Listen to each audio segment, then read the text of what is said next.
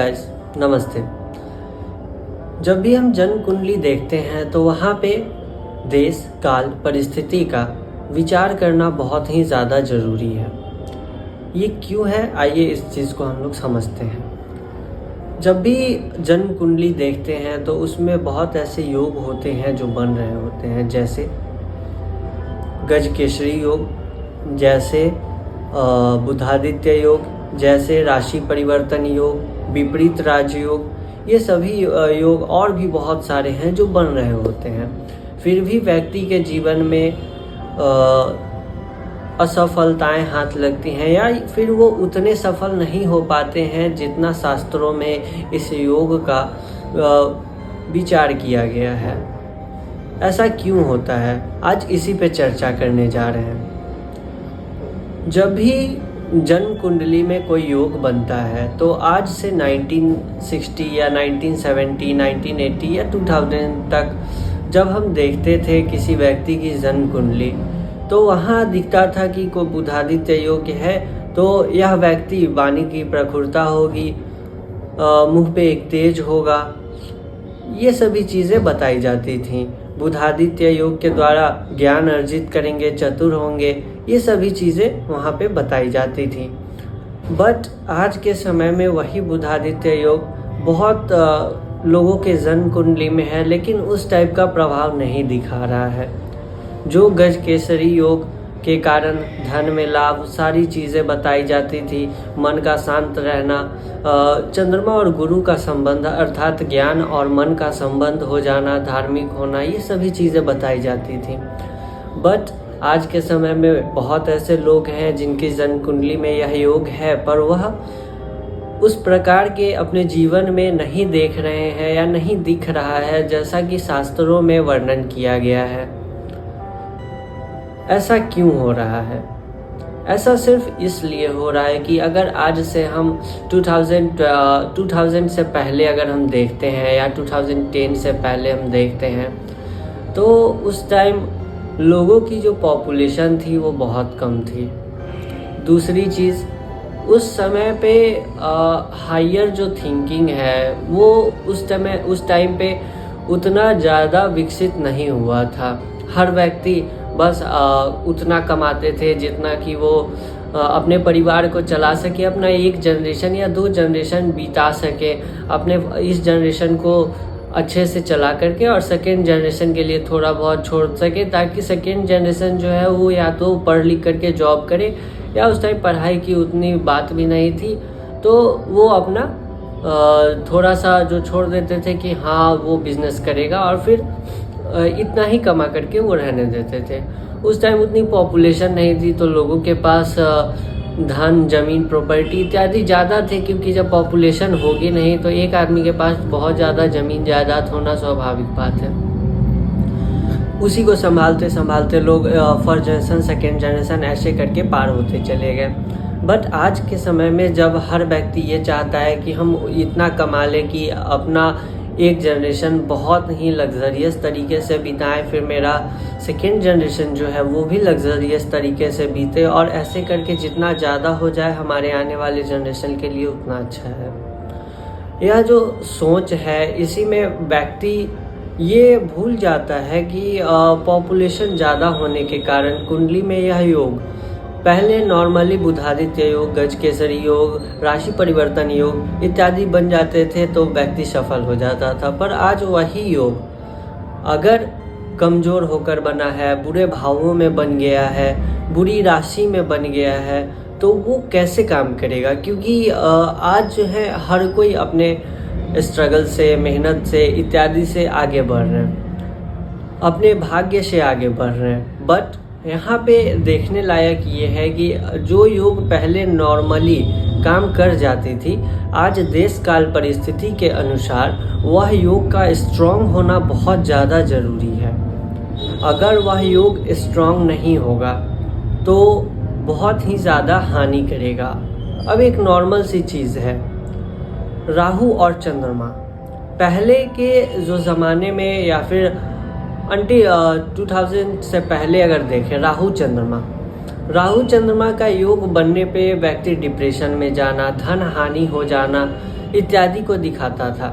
But पहले के ज़माने में जब राहु और चंद्रमा का योग बनता था कुंडली में, या फिर विष योग बनता था, क्या उस परिस्थिति में लोग डिप्रेशन में जाते थे? क्या उस परिस्थिति में लोग साइकाइट्रिस्ट के पास जाते थे? नहीं जाते थे, क्योंकि उनके भोजन में एक शुद्धता रहता था। आज के डेट में लोग अनेक प्रकार के वस्तुओं का भोग करने लगे हैं जो सही नहीं है, और गलती उनकी भी नहीं है। आजकल मार्केट में जितने सारे भोजन उपलब्ध हो रहे हैं, सभी पे पेस्टिसाइड इत्यादि का उपयोग किया जा रहा है। तो चंद्रमा जो है जनरली फूड को बताता है। हमारे जीवन में 90% जो बीमारियां होती हैं वो सभी कहीं ना कहीं फूड के कारण होती है, गलत खान पान की वजह से, आलस में आ जाने के वजह से। तो पहले के ज़माने में अगर धन हानि होता होगा तो आप खुद सोचिए कि पहले के ज़माने में लोगों के पास धन कितना होता होगा जो हानि हो जाता होगा। और उस टाइम पॉपुलेशन इतना कम था कि अगर धन हानि होता भी है तो उसको रिकवर करना कोई बड़ी चीज़ नहीं थी।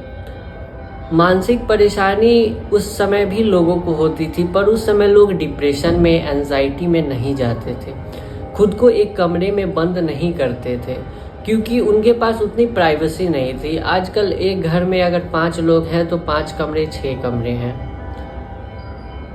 यहाँ पे इतनी ज़्यादा प्राइवेसी है आज के समय में। तो ये सभी चीज़ें बतलाती हैं कि देश काल परिस्थिति का विचार करना बहुत ही ज़रूरी है। देश वही है, पर काल और परिस्थिति दोनों बदल चुकी है। अभी का जो परिस्थिति है और 2000 से पहले की परिस्थिति है, मात्र 20 साल 23 साल में इतना ज़्यादा डेवलप हो जाना, ये सभी चीज़ें जो हैं वो कहीं ना कहीं हमारे कुंडली के योग पे, हमारे भाग्य पे, हमारे कर्म पे, हमारे ग्रहों पे भी असर डालती है। पहले जो बुधादित्य योग था वो अगर कुंडली में बन जाए तो लोगों को अच्छी अच्छी बातें हम लोग बता देते थे। बट वही योग अब अगर स्ट्रांग होकर नहीं बन रहा है, अगर उसके बाद 6, 8, 12 में बन जा रहा है, नीच की राशि में बन जा रहा है, तो क्या वह योग काम करेगा? नहीं करेगा। देश काल और परिस्थिति का विचार करना बहुत ही ज़्यादा ज़रूरी है। अब ये सिंपल सी सोचने वाली बात है कि अगर जैसे एक नॉर्मल कुंडली है जिसमें लग्न पे ना ही तो चंद्रमा का प्रभाव है ना ही शुक्र का प्रभाव है, फिर भी वह व्यक्ति बहुत ज़्यादा गोरा है, तो ये सिंपल सी बात है कि वहाँ पे फिर हमें देश काल परिस्थिति देखना होगा। जैसे हो सकता है वो किसी विदेश से हो सकता है वो, अब विदेश के जितने भी लोग हैं उनकी कुंडली आप देखें वो सभी वाइट हैं, पर ज़रूरी नहीं है कि उनके लग्न पे शुक्र और चंद्रमा की दृष्टि पड़ेगी। सिंपल सा बात है, अगर वहाँ पे कोई पापी ग्रह जैसे शनि, राहु इत्यादि देख लें, या फिर शनि या राहु, शनि की कोई राशि बन जाए इत्यादि बन जाए, तो यहाँ पे क्या वो व्यक्ति अगर जैसे चेहरे पे कोई दाग धब्बा काला होने का योग बन रहा हो, काला in the sense normal colour हो जैसे इंडिया में होती है सबकी, तो क्या वह उतना काला, उतना नॉर्मल हो पाएगा उसका स्किन जितना कि इंडिया में लोगों का है? नहीं है, या फिर नहीं हो पाएगा, क्योंकि यहाँ पे देश काल परिस्थिति का विचार करना बहुत ही ज़्यादा ज़रूरी है। आज से 2000 से पहले की अगर बात करें, कुंडली में अगर डाइवोर्स के योग होते थे तो नॉर्मली कह दिया जाता था कि वाद विवाद होगा, आप लोगों के बीच में मतभेद होता है या होता होगा, इसके लिए उपाय करें। बट आज के समय में लोग देखते हैं अगर हल्का भी 2-3 ग्रह का बन जा रहा है कॉम्बिनेशन, तो लोग ये कह देते हैं डाइवोर्स होने का योग है, उपाय करवाएं। बट आने वाले टाइम में अगर बात करें 2040-50 के बाद, तो लोग ये कहेंगे कि आपके अगर एक भी ग्रह वहाँ पे हल्का सा भी दिख जाएगा कि डाइवोर्स का योग है, तो लोग सीधा कह देंगे कि हाँ आपकी कुंडली में डाइवोर्स का योग है, आप इसके उपाय करवाएं। ये थोड़ी सी अजीब बात है कि देश काल परिस्थिति के ऊपर बहुत कुछ निर्भर करता है, तो वहाँ पे एक सटीक विश्लेषण होना बहुत ज़्यादा ज़रूरी है। जो भी आपकी कुंडली देख रहा है, जो भी आपको बतला रहा है, उसको हर चीज़ पता होना चाहिए कि अगर यह योग बन रहा है तो केवल शास्त्रों के हिसाब से दिए गए फल का कथन करना और व्यक्ति के जीवन में वह लग जाना ये जरूरी नहीं है। हम शास्त्रों में से की पुस्तक में से 2 योग पढ़ लिए और उनसे अगर मैं आपके सामने बता भी देता हूँ, बट क्या होगा अगर उसका नक्षत्र परिवर्तन हो जाए, क्या होगा अगर उसकी राशि परिवर्तन हो जाए, भाव परिवर्तन हो जाए, फल भी बदल जाएंगे। इसी प्रकार उसके बाद अगर मान लीजिए सब चीज़ सही भी चला गया, जो अगर मैंने नक्षत्र पढ़ लिया और राशि पढ़ लिए, सभी चीज़ें पढ़ ली, बट देश काल परिस्थिति का अगर विचार नहीं किया तो क्या वह काम करेगा? फल नहीं करेगा। आज के लिए बस इतना ही। धन्यवाद।